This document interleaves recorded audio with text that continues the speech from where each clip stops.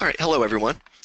My name is Michael Ellard, and I am the Assistant Director in the Office of Graduate and Advancing Education at the College of New Jersey. Welcome. I'm glad everyone can make it tonight and be informed about the opportunities that TCNJ offers in the iStem program. We also have Dr. Steve O'Brien, the coordinator of the iStem program at the College of New Jersey, with us tonight. And hopefully we'll be able to answer all of your questions and inform you about the educational opportunities that we have to offer. A brief overview of how this night is going to work. Steve will give a presentation of the benefits of the STEM program at the College of New Jersey.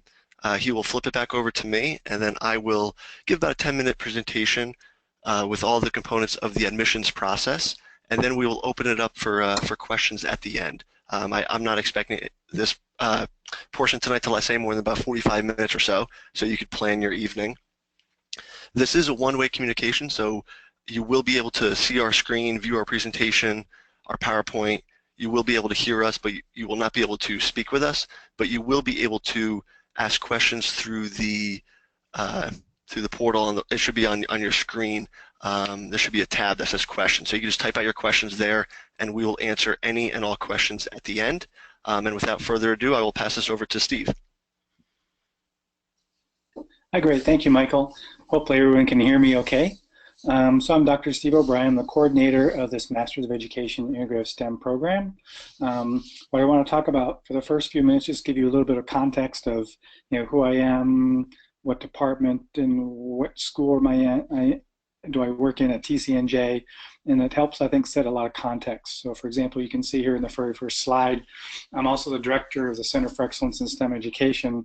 That I think has a very good impact on the master's program in the sense that myself and professional development providers and coaches that we have at the center, we work a lot with teachers out in the field in integrative STEM and a lot of NGSS work as well.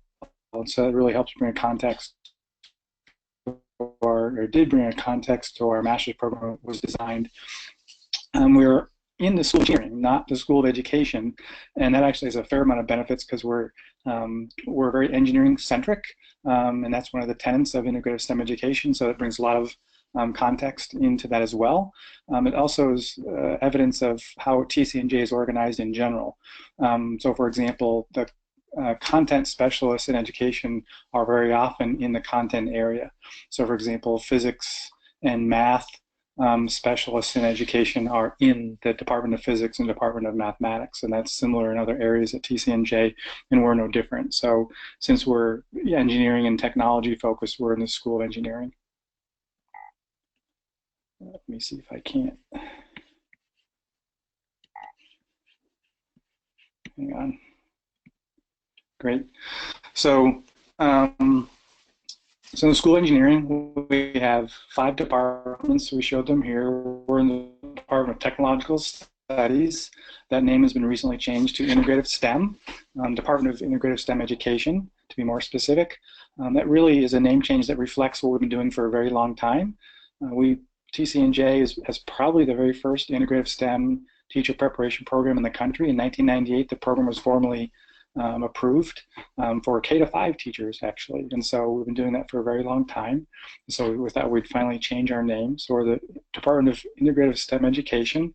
You can see the other 4 departments in engineering here as well. So it's 700 students, about 27 faculty in the School of Engineering. The department that I'm in, the Department of Integrative STEM Education, is all education-based. We have a few teacher programs here, teacher preparation programs. We have 2 undergraduate programs, 2 master's programs, and then the center, as I mentioned earlier. So we have, for undergraduate, we have technology and pre-engineering education degree. That's a secondary program, so it's initial cert program. And then we have this integrative STEM education for K-5 and middle school. And that's really satisfies 5 education majors listed here: elementary ed, early childhood, special education, urban ed, and deaf and hard of hearing. So the students who choose this major choose one of those education majors, and then they'll choose integrative STEM education as their content major. So if you may or may not know, but in the state of New Jersey, every education major has to choose two majors, really. So it's a double major, one education major and then a content major. So the integrative STEM is really one of the content majors that's available to them at TCNJ. The graduate programs is this one in red, the integrated STEM Masters of Education, and that's for in-service or teachers that already have their teaching certification. And then we have masters that are teaching. This is for career changers who don't have a certification in education yet, but they have a bachelor's degree in a content area, and they want to become a teacher. The Center for Excellence in STEM Education, just to give you a little more detail, the kinds of things we do there. We run all the state competitions for the Technology Student Association. So we bring on over 2,000 students, middle school and high school students, for their state competitions every spring. So that gets very busy for a few weekends in spring. And we have as another example, we develop curriculum. So we have a grade 9 through 12 STEM program of study. It has a social responsible engineering kind of theme to it. And so this is a 4-year program of study that's integrated STEM engineering centric and has that social responsibility theme overlaid over the whole curriculum. We do a fair amount of iStem, integrative STEM, and NGSS coaching.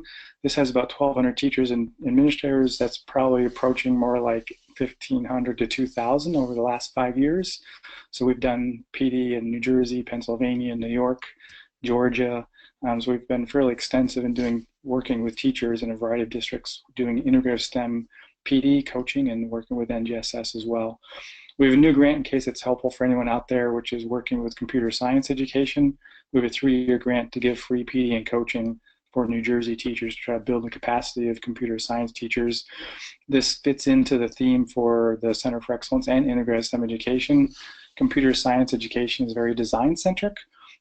Students and teachers in this program are learning how to design solutions to problems, but using digital tools, right? How can you design using digital tools, solutions to problems?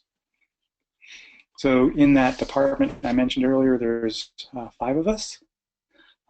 Dr. Matt Cathel's the chair, myself, Manuel Figueroa, Dr. Tanner Huffman. I correct a mistake here.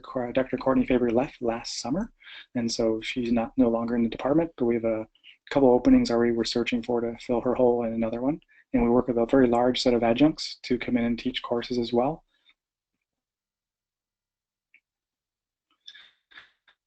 So we have 2 locations for this program. One is on campus at Ewing, and the other is a Northern Satellite out of Chatham Middle School. That Northern Satellite program started this spring, 3 months ago. And so our motivation here is to reach a fairly large population density of teachers up in northern New Jersey, where otherwise it'd be really hard for them to come down to campus. It might be an hour and a half or more drive one way. And so we're trying to reach out to really essentially go where a lot of teachers are and may want to do this program. So that started in spring, and we're going to continue that satellite program as well. So let's get into what integrated STEM education is and essentially kind of figure out essentially what we mean by it. That might help understand what the program is. And so there's a lot of details involved. That's why it's a master's program, so you can't really define this in one slide or a few slides, but just at a 20,000-foot level. So the name implies a lot of this, but not everything. And so these are integrative methodologies, integrative pedagogies.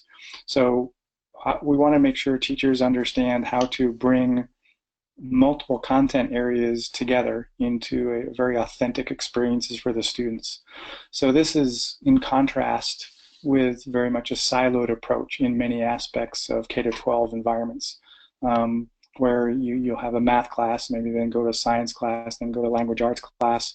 And those are really good ways to do that. You can really focus in on the content area, but when you really want to expand, for example, maybe the cognitive breadth of a student or a group of students, it can be really useful to bring in multiple content areas and how these content areas work together.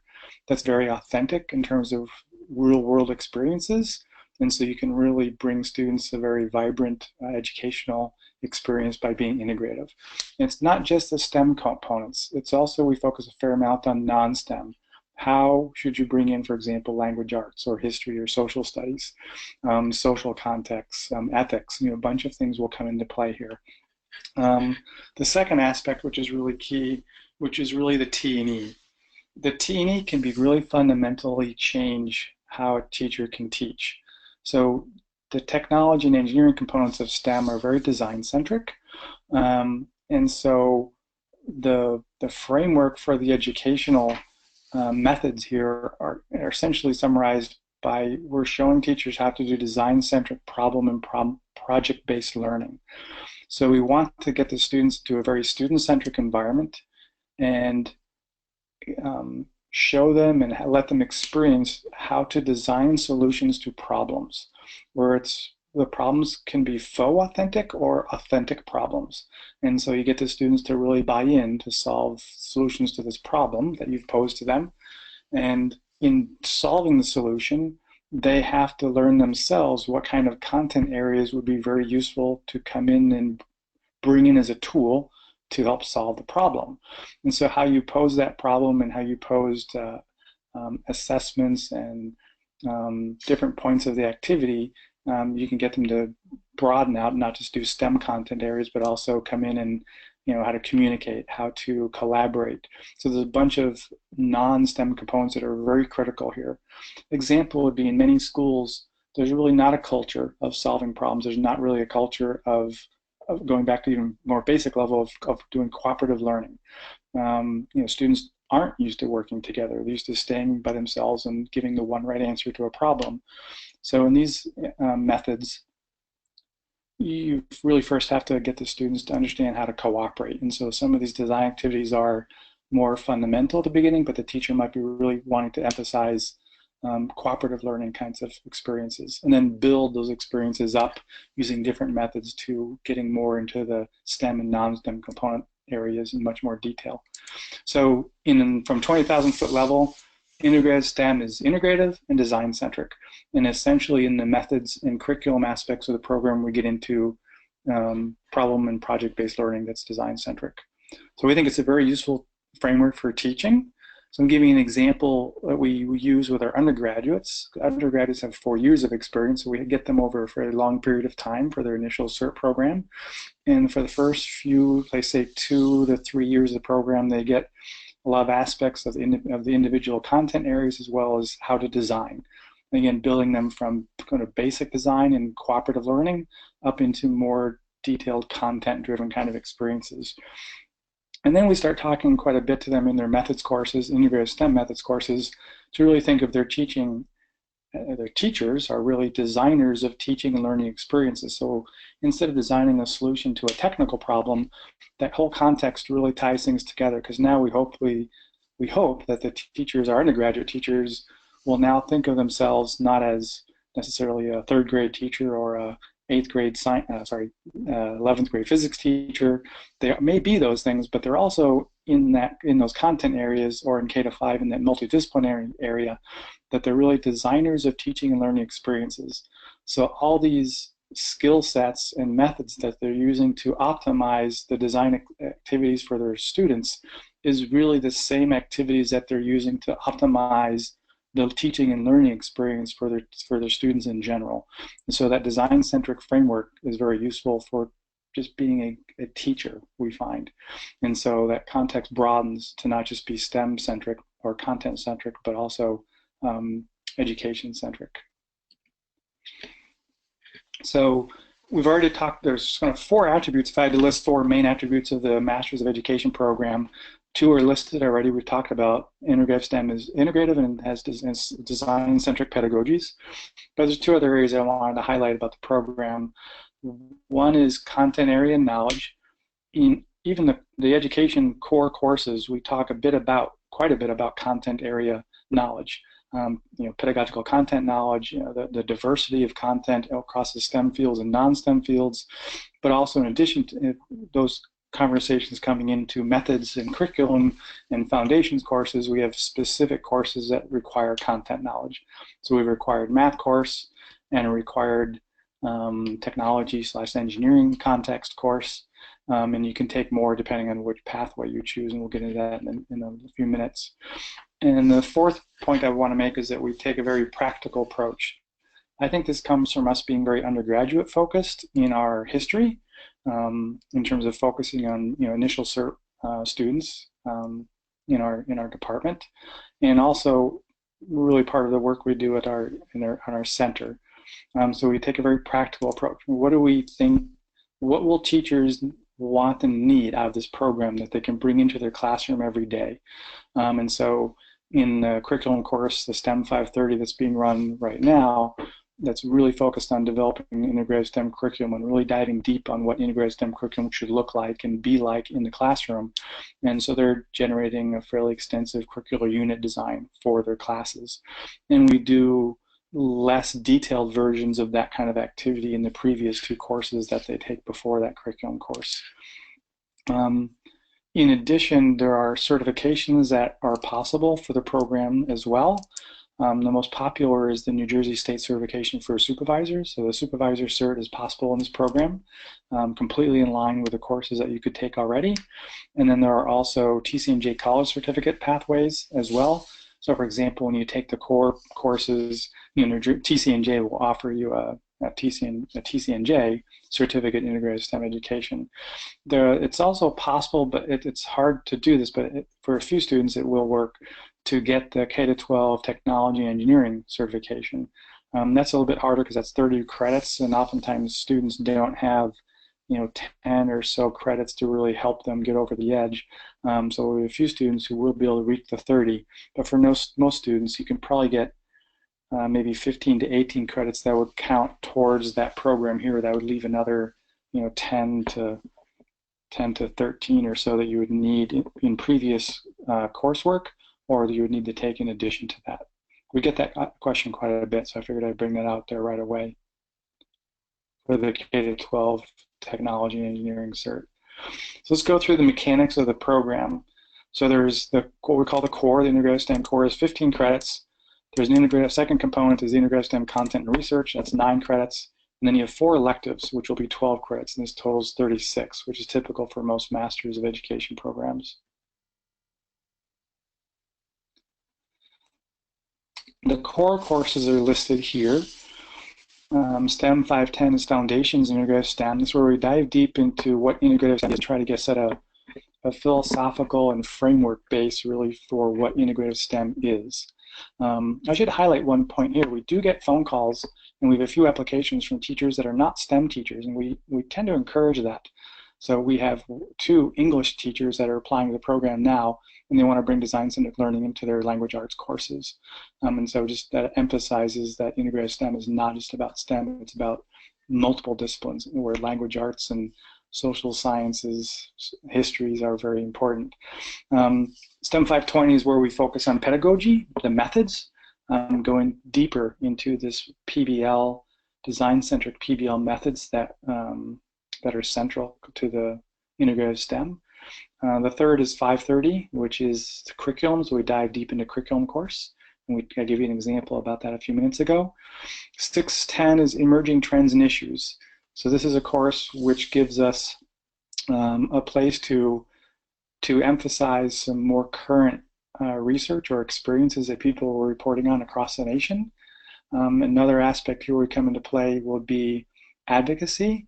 So sometimes students in this program are really the initial people in their schools or districts that are understanding at a deeper level what integrative STEM means and how it may or may not fit into their school or district's strategic plans.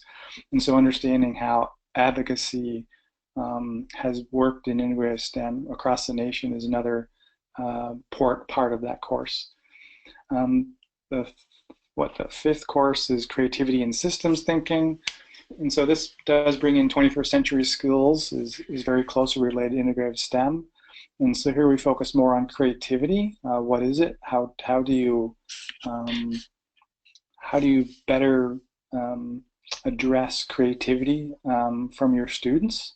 That can go hand in hand with systems and critical thinking. And so those concepts we thought we'd all bring together into one course. We think that can be a very valuable way to think about some of these integrated STEM methods in terms of how does creativity come into play, how does systems thinking come into play, and how does that tie into critical thinking or 21st century skills. STEM 700 is taken together with STEM 661. It's a zero credit course.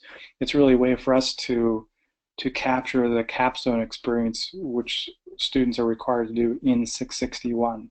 So in 661, students are asked to use all their experiences in these previous courses to design and implement some type of integrative STEM activity. It could be a detailed curricular unit.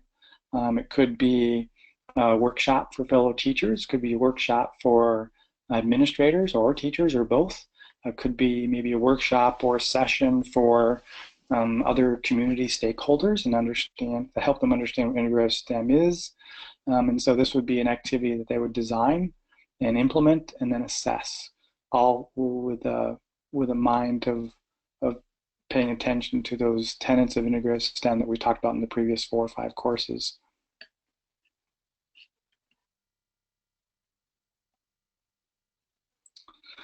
The second area of the courses are the content and research courses. So here, the 2 courses we've listed here are what I would call content courses. A required math course where we're going to, it's an applied math and statistics course. This is, we found that quantitative thinking is oftentimes not really brought into play in the school in an authentic way. You know, for example, math teachers do math oftentimes without a context associated with that. And so teachers are often new, this is new to them. So how do you bring math and quantitative reasoning into your integrative STEM experiences in a way that's very manageable and very helpful for the students? Another reason why we required the math course is in a design-centric environment, you often want to get the students to be able to choose or optimize certain aspects of the design process. And oftentimes, like for example, in cooperative learning experiences that might be very non-quantitative, your focus is really getting the students to understand how to cooperate with each other. But as you progress forward in the class, you really don't want them to just guess at solutions. You want them to be able to use quantitative reasoning. And if the students are old enough, then they could also use really basic or more involved statistics to help them make decisions as well. The next course in blue is not listed specifically because it'll be another content course really of your choosing, and I can go through those later. I think we have about 7 or so content areas that you can choose from. An example would be biotechnology or mechanical design, things like that. We'll go through those in a few minutes. And then a required course will be EDFN 508, which is an introduction to educational research. So that's a very much of a, most master's programs require this. So this is understanding educational research in general at a very high level. A little bit of statistics comes into this, nothing too difficult. The last few courses, some of the integrated STEM master students went through here. The professor really chose to use Excel as a medium to help them understand quantitative reasoning and research, educational research. And so I think that was a very nice decision for her to make, because that's a tool that's much more accessible to teachers and not so scary compared to some other statistics packages. So very much a practical approach to educational research.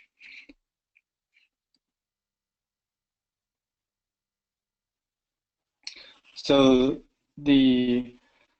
here's a list of those courses that I didn't give you before, the blue course, the STEM XXX. So data visualization and analytical information, biotechnology, architectural civil engineering, mechanical technology systems design, and electronics technology systems design. One comment, these names are fairly self-evident, and these courses often come into play in actually K through 12. Many of these science and math and STEM aspects of these courses will come into any K through 12 experience. The data visualization course is kind of one step above the math class we talked about before. We feel that students and teachers, how to visualize data is actually very powerful and very central to both being an engineer and a scientist, and central to being a teacher.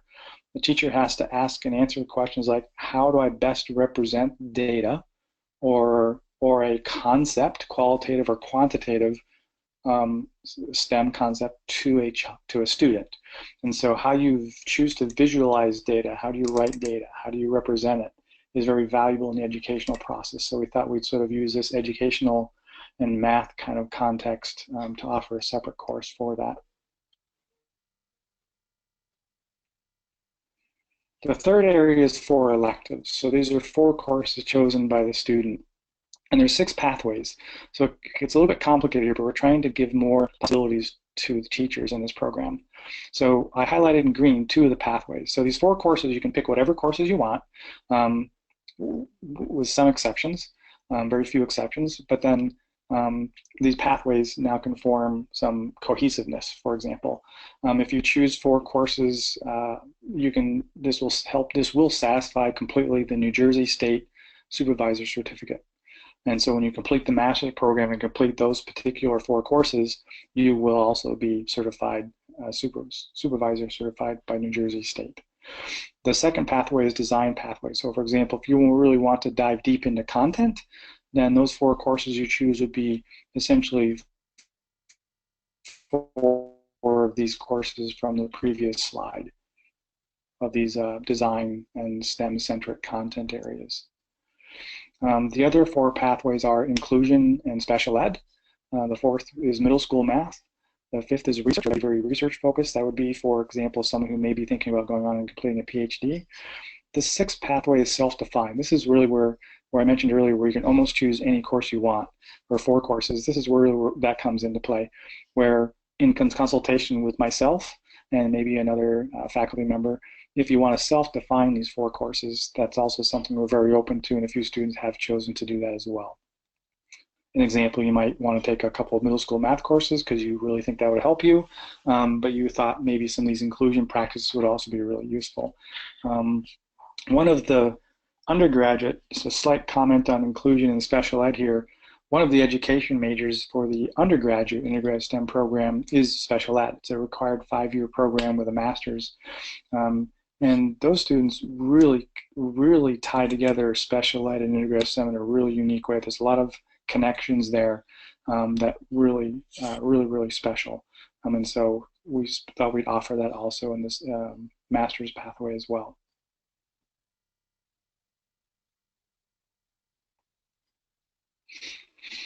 So here are the certificates that are possible. Or sorry, this is more details of the New Jersey State Supervisor Certificate.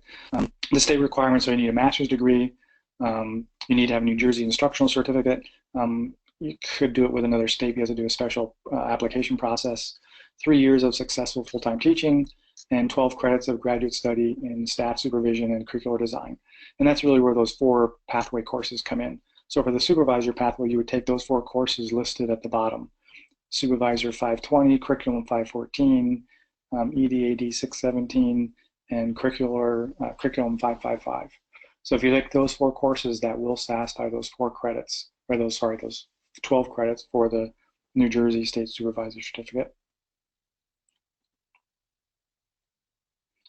The other endorsements or certifications would be potential, depending on your background, depending on what courses you choose, you could obtain middle school math or science endorsements. Those are 15 credits.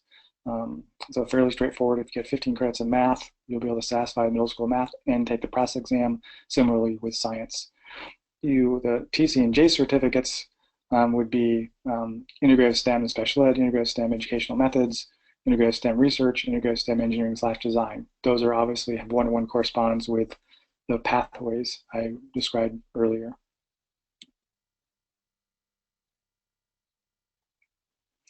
A comment back on this, for example, the first TCNJ certificate, the integrated STEM education. So if you complete the core courses, this is a certificate you could get.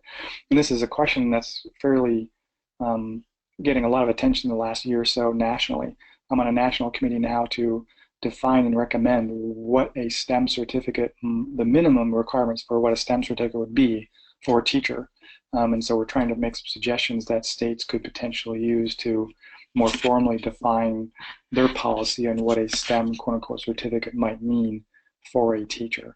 And so this is TCNJ trying to get ahead of the game a bit and be able to offer a TCNJ certificate. So that I think it might have some meaning for a teacher to complete that for their principal or their district.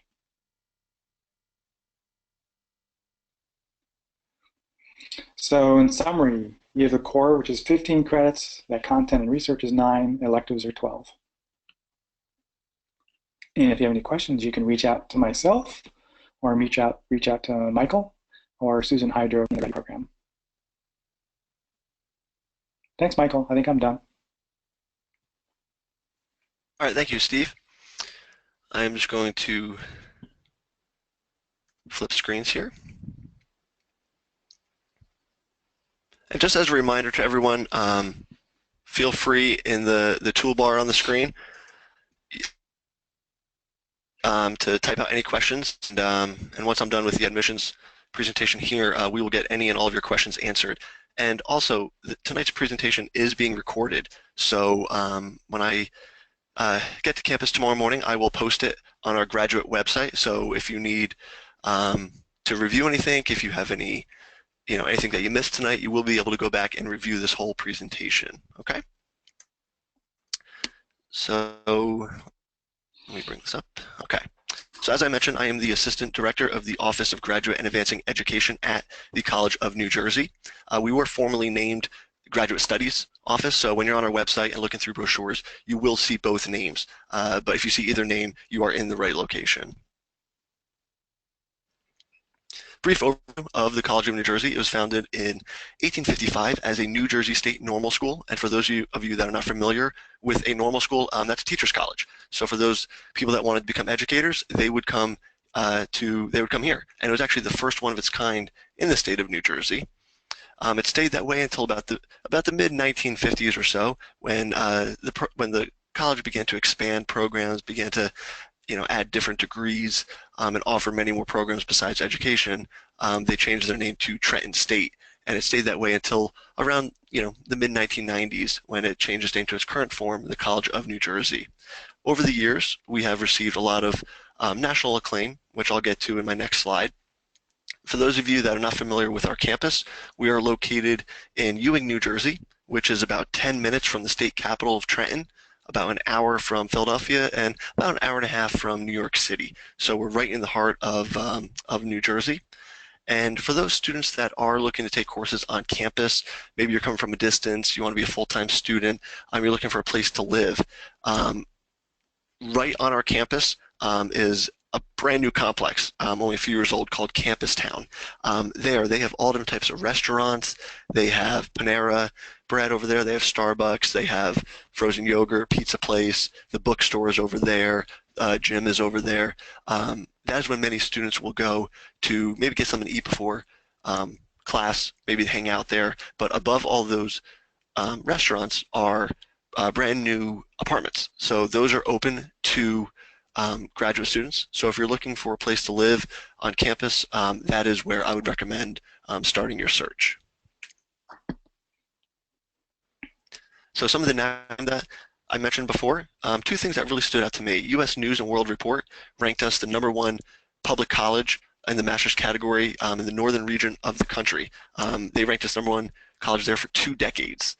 Also, Barron's ranked us one of 75 schools as most competitive, which is great, because those two things that really stood out, because one, it shows longevity, it shows consistency, that we're able to maintain our status for over 2 decades, and also we're able to compete with schools all across the country. We're one of only 5 state-supported institutions on the most competitive list, so we're right up there with University of Virginia, UNC Chapel Hill, and UCLA, just to name a few. All in all, every year we bring in about 1,100 new applications. You'll see a breakdown of summer, fall, and spring, approximately how many students we may have at one time. But as far as new applications, about 1,100 every year. Now, as far as the admissions process goes, I put faculty review there. My office, we are essentially the middleman in the whole admissions process. So we work with you with your application, with your transcripts, GRE scores, with your letter recommendation, and all the required documents. We put together your file, and then we will notify the faculty or the program coordinators, and they will review your file. They will determine acceptance. they will let us know all the decisions, and then we will communicate that decision with you. So that's kind of how that works. You apply to us, the faculty review your application, and then we'll let you know the decision, okay? And then you'll see the breakdown, 80%, 20% female-male ratio, and you'll see the breakdown of ethnicity. Right now, we have about 70% part-time students versus 30 full-time. Um, how that works is for students interested in being full-time, it's 9 credits or 3 courses. So if you take a minimum of 9 credits a semester, you will be considered a full-time student, okay? We understand that many students don't have time to take 3 courses. You know, you have families, you have kids, you're working. You don't have time to have that type of course load. So that is why when you are accepted, you are given a 6-year window to graduate. So if you take 1 course a semester, if you take a semester off, that is not a problem, and that's why we give you 6 years to graduate. 85% of our students are New Jersey residents, and again, we are a state-supported institution, so the cost is a little bit cheaper for in-state residents. Every year, we graduate over 500 students, which is great because we have 1,100 new applications, and about half of that are graduating every year. And that's not necessarily students graduating with a degree, but maybe a certification as well. The GRE score, for those of you that have taken, the national average is a 150 to a 160 per section, and then you'll see where we stand on the verbal and the quantitative sections for our averages. So with our GRE scores, with our acceptance rate, the yield rate, we're right on par with the national average. All right, so the admissions process. So for those of you that are interested in applying to TCNJ, you're going to see 2 types of applications that are available to you, matriculation and non-matriculation, okay? So the difference between these two, for those students that have the intent to complete a degree or a certification, you know that you want to apply for STEM, you want a degree in STEM, then matriculation is the program for you, or the route you want to take. For those of you that you're not quite sure, you know, what area, what degree you want to pursue.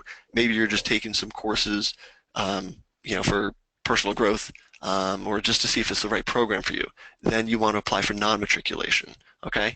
After being admitted for non-matriculation, you take a course or 2 and then you say, you know what, I do want to pursue a degree in STEM. Well, then you would have to reapply for matriculation, and you would be allowed up to 2 courses from non-matriculation to transfer over to your matriculation degree. Okay, so we really don't recommend taking more than 2 courses if you're for non-matric if you're looking to pursue a degree, because you can only take 2 with you to the matriculation degree. Okay. For those of you to apply for matriculation, here's what you're going to need to submit. Our application is right on our website. You can't miss it. Very easy to apply. There is a $75 fee, which is waived for previous TCNJ students. And you can go down the list and see what else is there. But the one thing I recommend doing is going to our website. If you go to our website, you'll be able to see all the supplemental documents that are available to view, and I'll bring them up right here. So now this is specific for the STEM program, okay? So as you scroll down here, you'll see the, you know, the iStem field setting report, the resume, everything is right there that you will need to submit. The one thing I do recommend doing is, like I said before, is going on our website and browse around.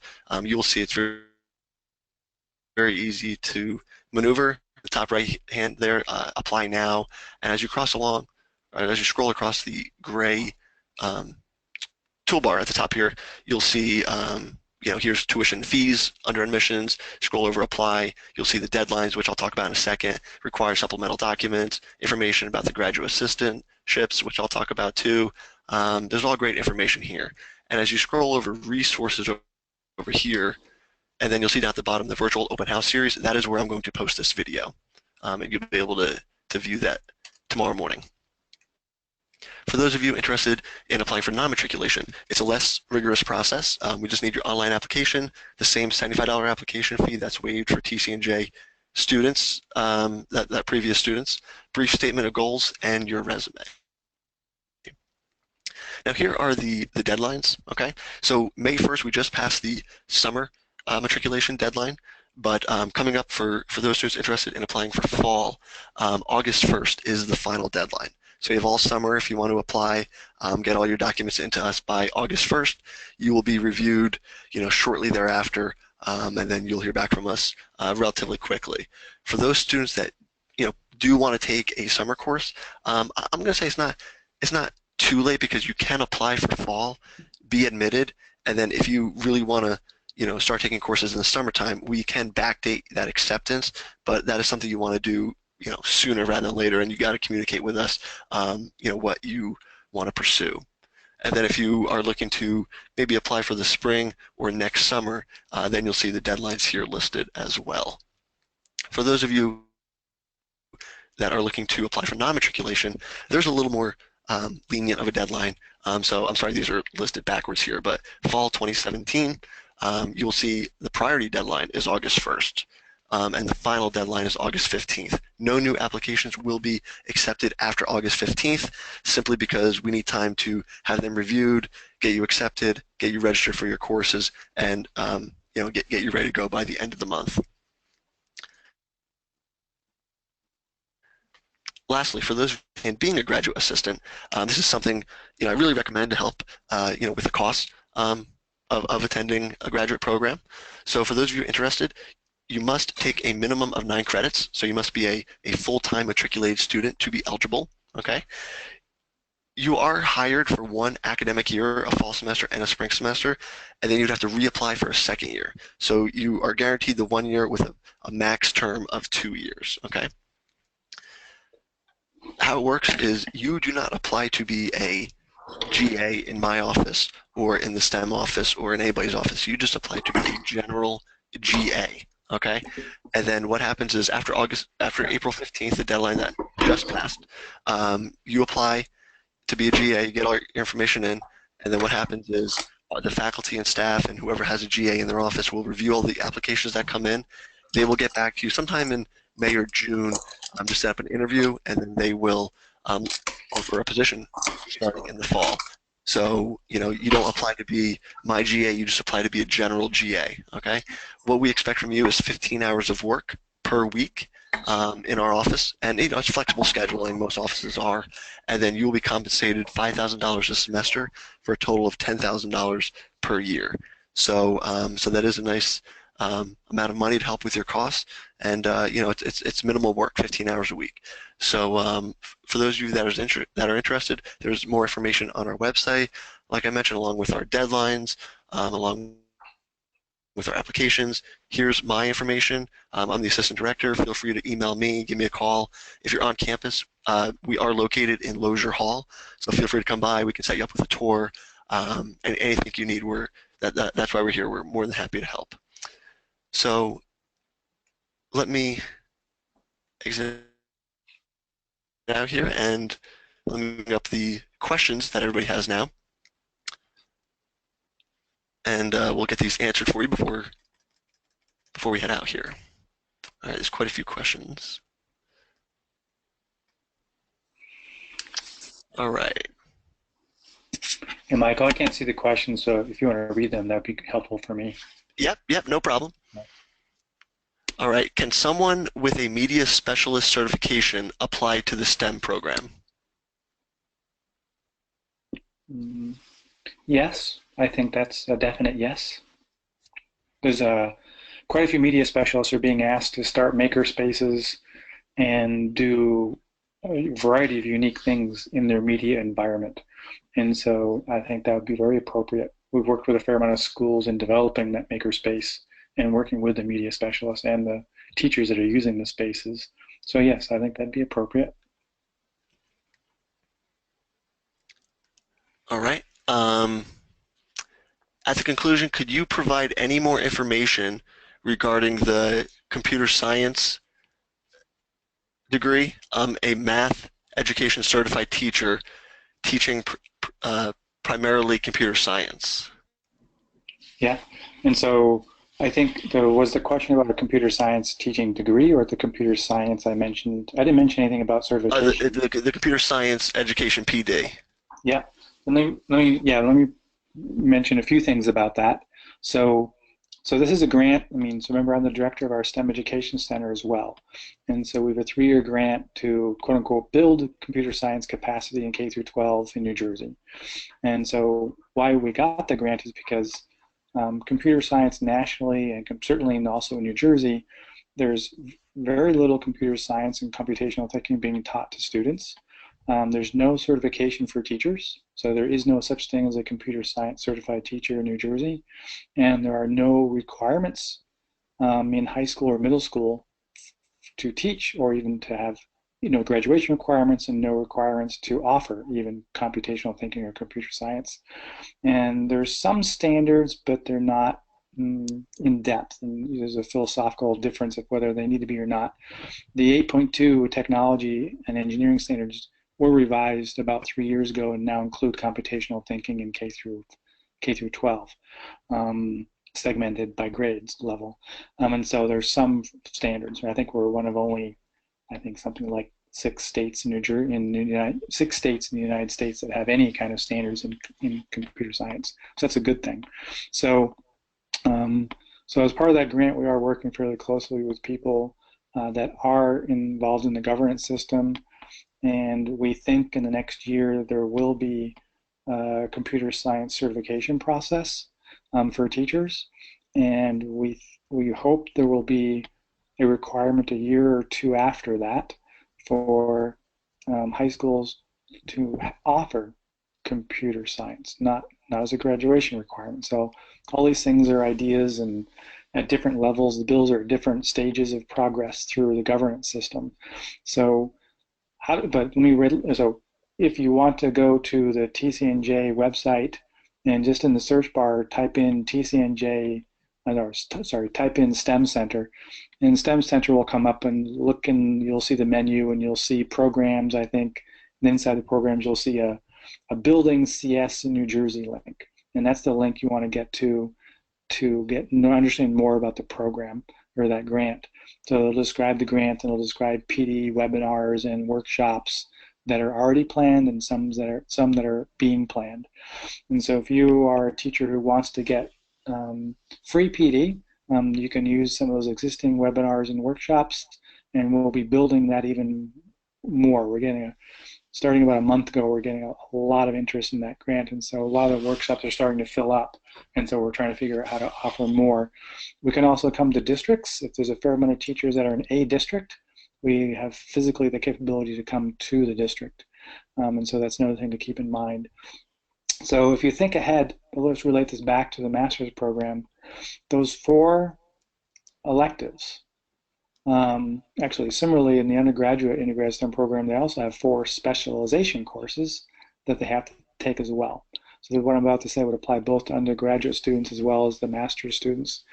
With those 4 courses, we think that the New Jersey certificate will recommend 4 courses or 15 credits, depending on which pathway they choose to word the bill in the final policy and law. But those 4 courses could very well satisfy the New Jersey state need for a requirement for a computer science teacher. If worse comes to worse, they may do 15, and then you'd have to find another course and fill it in. But in the future, those 4 courses could very well be very specific and also broad computer science courses, so you could end up having a computer science certificate as well. Similarly, the undergraduate courses, they could choose 4 specialization courses and similarly make that CS endorsement as well. Hopefully that helps. So go to the center website, you can find out more details, and this does relate to the master's program because those pathway courses could be computer science courses once that certificate's approved by the New Jersey governance process.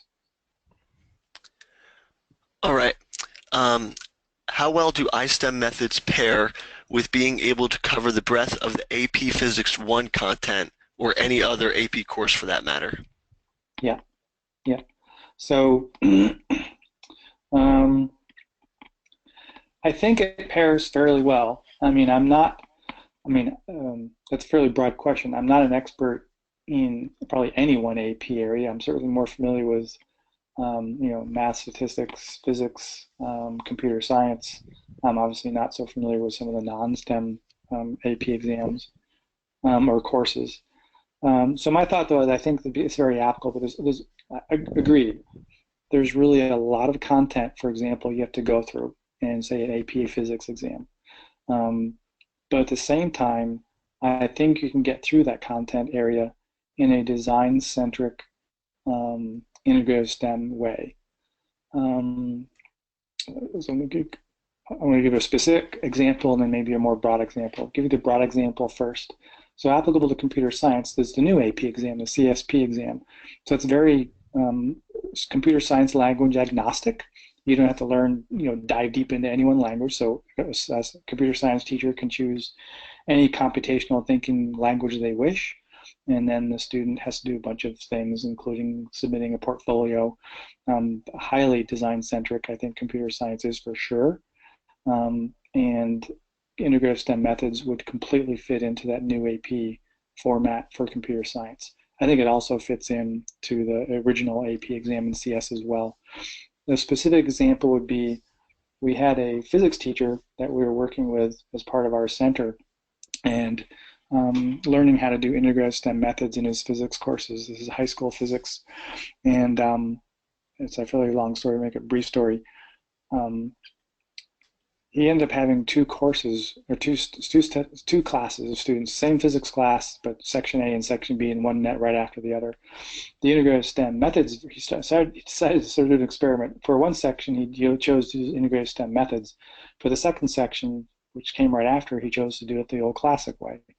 And he found over time that the students that were coming in from the second section were looking and seeing all the stuff that was going on in the first section, and after halfway through he just started switching. He started using the similar methods in both courses because he found a lot of neat things happening with the students in the second section.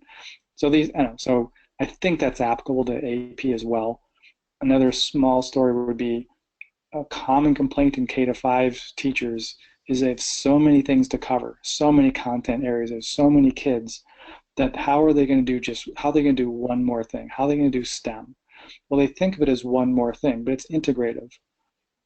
So almost all the teachers we work with in depth with integrative STEM methods out of our center that are K-5, they almost always say that their classroom is more efficient afterwards. They have more time left over when they do these methods because they're hitting much more standards in much more in-depth way in these methods, so they have more time left over. I personally think that will also be applicable to AP courses. All right, so the next question is for me regarding the GRE waiver. So I forgot to mention this during the presentation, but you'll see here on the slide that the GRE is waived for TCNJ graduates with a 3.0 or better GPA, as well as anybody else who holds a master's level or higher degree. So I do apologize. Thank you for asking that question. I do apologize as I forgot to mention that. All right, can the program be completed over 3 years at the Chatham Middle School location? I think the answer is yes, although I think that's very a very student-centric question as well, meaning the listeners here. Um, Sometimes teachers are starting the course, taking courses at a particular rate, and for a lot of variety of reasons, they start to back off that rate. Could be financial reasons or other personal reasons come up. So for the Chatham location, what we've done so far with the first group of teachers is we've set aside a program um, framework. So we've set a very specific course being offered at a very specific time. We obviously we haven't been able to we haven't varied from that yet because we're only one semester into it. Now, as time goes by, maybe we'll need to vary that. But that program, it takes certainly less than 3 years. I think it's something like 2 to 2.5 years to finish the program. And so if a lot of those teachers end up needing a semester break or for whatever reason, maybe that'll extend out a semester, but we'll tend to make that decision as a group only because this program is not designed as a cohort model. So that's certainly how it's being treated on campus. So there's been 2 insertion points on campus in terms of time So students can come in and start the program at 2 insertion points during the academic year, but that gives them flexibility. They can delay a little bit and then so they catch up with the course offerings that are now being designed for the group of students that started after them. For the satellite program up in Chatham, there's not that many students yet, and so we're really treating it as a cohort model. But up north, there's a lot of teachers. The population density is fairly high, so if that grows, then we will probably start to do 2 insertion points up there as well, which will give some teachers some flexibility. As it stands now, it's going to be driven as a cohort model, and I don't have the data in front of me, but I have a very specific courses versus time Google Sheet put together where all the students can look at that. And I think it's about 2 to 2.5 years. I don't think it's two. I think something like 2 years long. So yeah, so I think it beats 3 years. Okay, next question is for me. So for those students who have previously went to TCNJ and you apply to the STEM graduate program, your transcript does not automatically transfer over to our office. You will need to contact the Office of Records and Registration and have it requested to be sent over to us. So it does not happen automatically. You still do need to request it. All right. Are there any requirements for the inclusion practices special ed elective pathway? There are no requirements. Like you don't have to have certain courses as a background. And so if you go on the TCNJ website, you'll get a link to a PDF which gives specifically the courses for those different pathways. And the special ed pathway is actually a little bit even more complicated because the special ed department, phenomenally good group. I mean, the special ed is a really, really neat department at TCNJ. They thought, again, very practically about teachers, and they have actually 3 separate sub-pathways that you can do, which for a very good reason. And they have all the courses laid out there in great detail that you can choose from. And so as far as I know, I don't think there's any requirements in it that you need to take some of those initial courses. So keeping in mind for the undergraduate special ed degree, it's a required 5th-year master's. And so those students are taking those initial graduate courses at the end of their senior year in the summer. And so they use their existing teacher background courses and experiences to be the prereq for those initial graduate courses. And so that would be similarly applicable to teachers in this program. Their education certification background will help them in those initial courses for the special ed pathway. All right, and this is the last question that we have. Do applicants need to have previous full-time teaching experience to be accepted into the iStem program? No, they don't. And so we thought about the wording and the concepts behind the requirements for this program in a good amount of detail, I think. And so let me give you an example. All the teachers now that are in the program, I think if there's any exceptions, no, I think all of them are full-time teachers, but they don't have to be. So we specified to have your teaching certificate. So we want and need people to have an education background. That's very, very critical. So as an example, that Integrative STEM Foundations course for this program, we're assuming students in that class are teachers, or at least have a teaching background or a teaching certificate. We have a very similar named course for that career change pathway masters. Those are people, remember, like a physics degree or an engineering or architecture degree. They have no educational background whatsoever.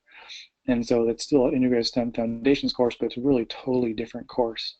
And so we really need to have someone have an education background, hence a New Jersey teaching certificate,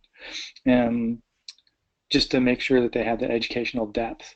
So an example in other master's programs I'm aware of, and we expected this here, is there are some folks who chose to teach in a non-teaching environment. For example, informal environment for museums or environments like that.